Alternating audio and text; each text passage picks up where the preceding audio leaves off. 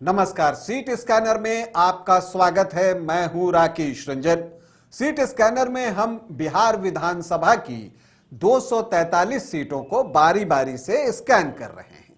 इसी कड़ी में आज बारी है बांका विधानसभा क्षेत्र की। और बांका विधानसभा क्षेत्र की अगर हम बात करें तो यहां पहला चुनाव 1952 में हुआ था और राघवेंद्र नारायण सिंह बांका के पहले विधायक बने थे।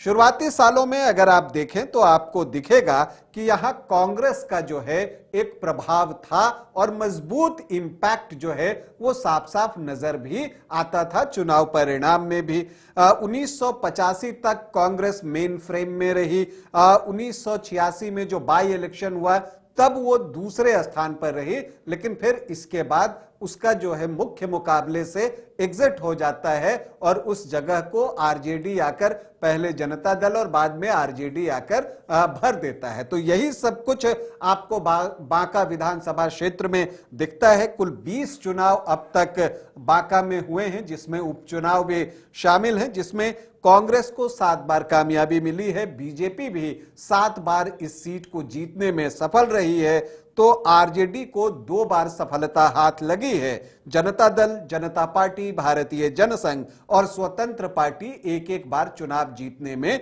सफल रही है। अगर हम सर्वाधिक जीत की बात करें तो देखिए बांका का प्रतिनिधित्व सर्वाधिक 6 बार राम नारायण मंडल ने किया है, जो कि अभी बीजेपी के सिटिंग एमएलए हैं। जावेद इकबाल अंसारी ने भी 3 बार बांका में जीत हासिल की है और ठाकुर कामाख्या प्रसाद सिंह भी 3 ही बार यहां से जीते हैं। देखिए बांका के साथ एक खास बात यह है कि बांका से बिहार के मुख्यमंत्री का भी एक नाता रहा। वर्तमान मुख्यमंत्री नहीं, बिहार के 16वें मुख्यमंत्री का, चंद्रशेखर सिंह का। चंद्रशेखर सिंह 1985 में यहां से चुनाव लड़े थे और चुनाव जीते भी थे उस वक्त। और जहां तक चंद्रशेखर सिंह की बात है, अगस्त 1983 से मार्च 1985 तक वो बिहार के 16वें मुख्यमंत्री रहे थे।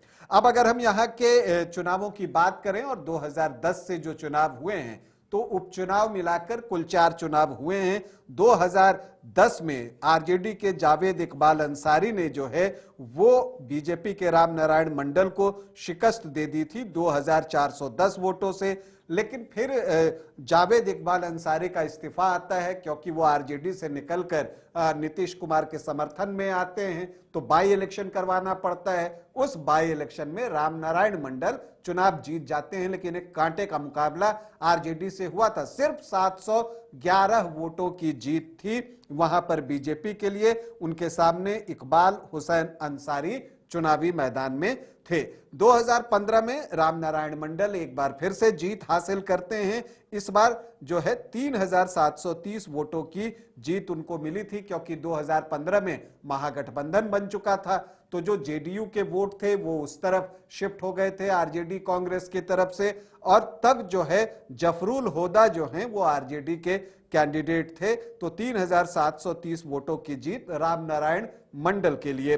फिर 2020 आता है। 2020 में राम नारायण मंडल जावेद इकबाल अंसारी को शिकस्त देते हैं और मार्जिन बढ़ जाता है। इसकी वजह यह थी कि जेडीयू की वापसी एनडीए फोल्डर में हो चुकी थी, तो जो जेडीयू का केकेडी वाला वोट होता है, कोयरी कुर्मी धानुक वाला, वो वोट जो है बीजेपी की तरफ आया और उसका लाभ मिला बीजेपी को। जीत का मार्जिन रहा 16,828 वोटों का।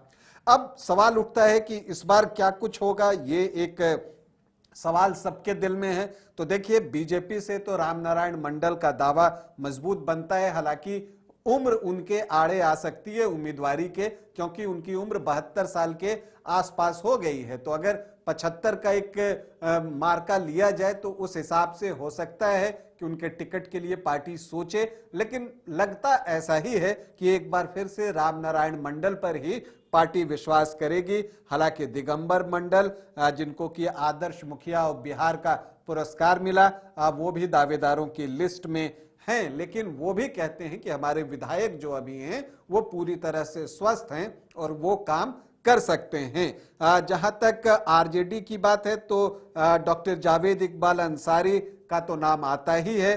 जफरुल हुदा भी जो है वो सक्रिय हैं, खास करके उनके सोशल मीडिया पर आप जाइए तो आपको ये दिखेगा। एक नाम बम बम यादव का भी आ रहा है, लेकिन उनका दावा उतना सशक्त दिखता नहीं है। अगर हम यहाँ के जातीय समीकरण की तरफ देखें तो यहाँ पर अनुसूचित जाति के 11.26% वोटर हैं, अनुसूचित जनजाति के 2.01% वोटर हैं, मुस्लिम यहाँ 13.5% हैं, लेकिन यादव वोटर्स की संख्या यहाँ बहुत अच्छी है, 17 से 18%। तो MY जो है 30.5 से 31.5% के आसपास है। राजपूत 7.5 से 8% और ब्राह्मण जो है वो 7 से 7.5%। तो 15-16% जो है 17% के आसपास सामान्य जाति के भी वोटर हैं। यहां पर कुशवाहा और कुर्मी को मिला दीजिए तो 9 से 10% वोट जो है वो बन जाता है। वैश्य भी 9.5 से 10% हैं और मंडल वोटर्स जो हैं वो यहां पर निर्णायक साबित होते हैं। लगभग 8% उनका भी वोट है, 7.9%। सरनेम आप देखें तो आपको दिखेगा। तो राम नारायण मंडल के लिए ये प्लस पॉइंट जो है हो जाता है और इसी वजह से उनका मत प्रतिशत जब आप देखेंगे तो वो आपको जो है 40% के प्लस वाले क्राइटेरिया में दिखते हैं।